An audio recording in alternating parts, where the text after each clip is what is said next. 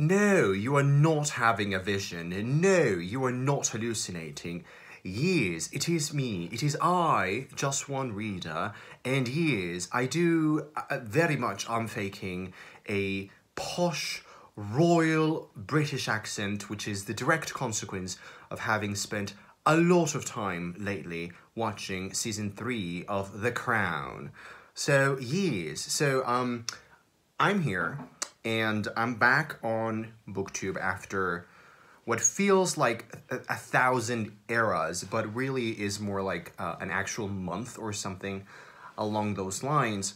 A month of, or a period of time in which I've been really busy, as you probably can tell, with school, classes, a lot of things, papers that I have to read and grade and write for myself, a lot of things going on.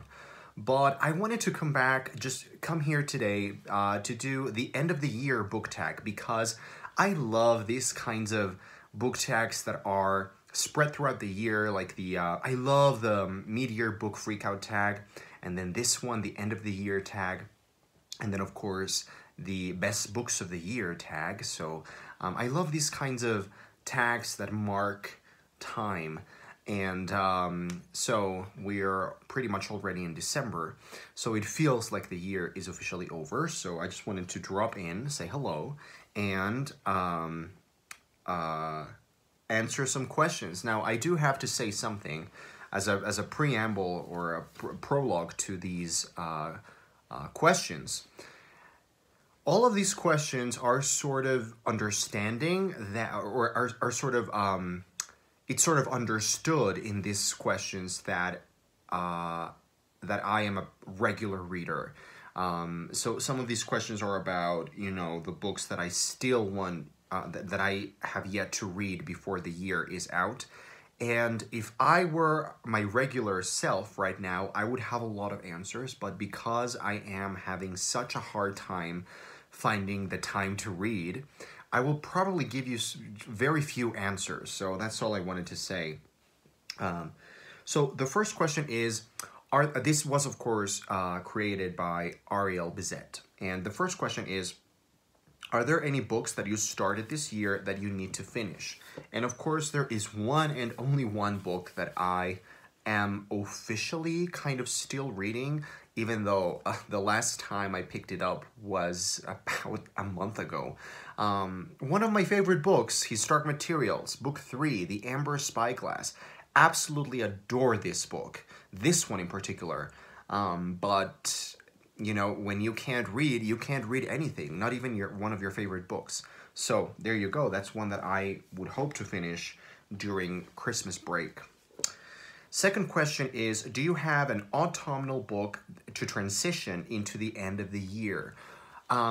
Again, if I were answering these questions being my usual self, my regular reader self, I would probably go with Harry Potter, because there's never a bad time for Harry Potter, but I feel like when you start, when the weather starts getting colder and more autumnal / wintry, that's when I feel like I gotta get back to Hogwarts. I gotta get out of here. I just want to go back into that world. Back to witches and wizards and magical feasts, to goblets and ghosts and to magical feasts. It's all that I love and it's all that I need. Hogwarts, Hogwarts.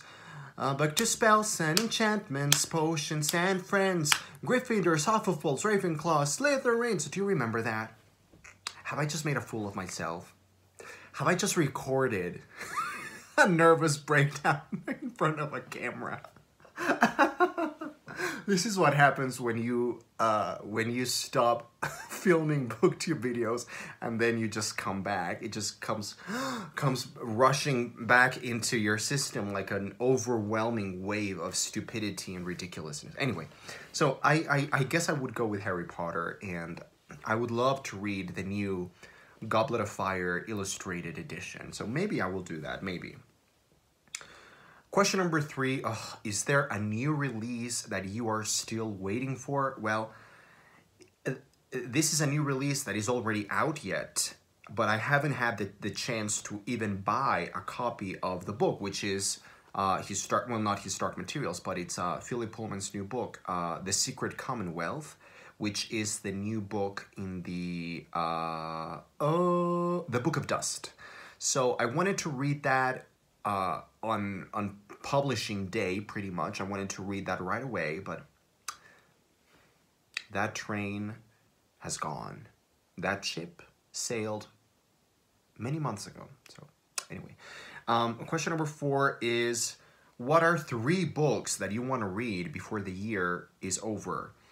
I chose this book because I bought this. I think I bought this like 2 years ago, and I've never read it, but it just gives me an autumnal vibe, something that might suit my Christmas autumny vibes at the moment. So this is Maurice by E.M. Forster, and the first thing that I love about this is the setting. It's set in the elegant Edwardian world of Cambridge undergraduate life. Oh, yes, give it to me. Give it to me now. That's what he said. The setting, the college, a campus novel in the that I can read over the winter. Oh, this is giving me life already. But also something that I really like about the appearance of this book is it's very short. So it might be feasible. I might actually accomplish reading this book before the year is out. And then I would really love. So I'm going to Argentina for the holidays, for Christmas. And while I'm there, I'm probably going to have a lot of time to just read, like read outdoors or indoors, but a lot of reading. And I am planning on reading probably this, but also I would love to read one book by Sarah Waters, because Sarah Waters just feels like wintry, amazing Britishness to me. So Sarah Waters. I have a couple, so I haven't really made up my mind yet, but probably Sarah Waters. Most importantly, Daphne fucking du Maurier. I need to read du Maurier before the year is out. I really miss her writing. I feel like the last time that I read her beautiful, magical, deliciously twisted prose was ages ago, probably last year. So I really need to rectify that. And if I still have the time, I would probably love to dip in and out of a short story collection, because I haven't read one of those in a long time. And I'm probably gonna go with one of my big ones, like George Saunders. You know, he is my favorite short story writer, bar none. Maybe Daphne du Maurier is right there at the top with him. But no, George Saunders has a very special place in my heart. So those are the books that I would love to read, or the authors that I would love to read before the year is out, or maybe at the beginning of January next year. So question number 5 is there a book that you think is there a book you think could still shock you and become your favorite book of the year? Maybe one of the ones I just mentioned. I have no idea. And finally, have you already started making reading plans for 2020? Oh, that is such a horrible question, because the only reading plans that I have made thus far regarding 2020 is psychoanalytical reading. I have to read an unbelievable amount of psychoanalytic theory at the moment. We are having a seminar on contemporary psychoanalysis, and so we are moving away from Freud a little bit, and we are now reading and discussing more contemporary psychoanalysis, which is, you know, the psychoanalysis that is practiced today. And it's amazing. It's exactly my kind of thing. So I have a lot of reading plans for psychoanalysis, but for literature or just reading for pleasure, I really couldn't say. I really wanted to read the Hilary Mantel books, but I don't know if that's going to happen. I really wanted to read The Name of the Wind and the other book the second book by Patrick Rothfuss before the third one comes out, but I don't know if that's going to be accomplishable. Those books are fucking huge. So I really don't know. I guess while I am struggling so much with finding the time to read, I'm just going to stick with the big ones, the big authors. You know, the authors that are foolproof and that I know will be amazing. So maybe I'll just, for a year or a couple of years, I will devote, is that a verb? Devote. What would the Queen say right now? She would be appalled. She would be flabbergasted. Yes, indeed. All I want right now is, all I want is a room somewhere. No, all I want is to speak the way that Prince Philip does in The Crown. And also Prince Charles. They just have an amazing vocal placement. Yes, it's just incredible. Right. Anyway, I'm delusional, apparently. So I'm just going to go back. I'm going to go back and read more psychoanalysis.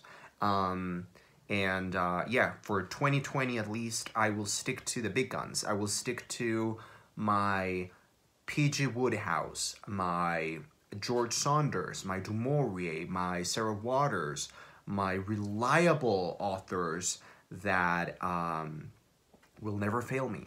So, I'm sorry for the appalling video you just experienced. I'm literally, I am finding myself at a loss. It's been quite a while since I last recorded a video, so I feel strange. It's strange coming back, but anyway, I'm here. I'm still here. And I am telling you, I'm not going. You're the best man I've ever known. There's no way I can ever go. No, there's no way. No, there's no way I'm living without you. I'm not living without you. I just wanna be free. I'm staying. And you're gonna love me. Oh, yes you will. You're gonna love me. That's what happens when you drink so much coffee. Oh my God.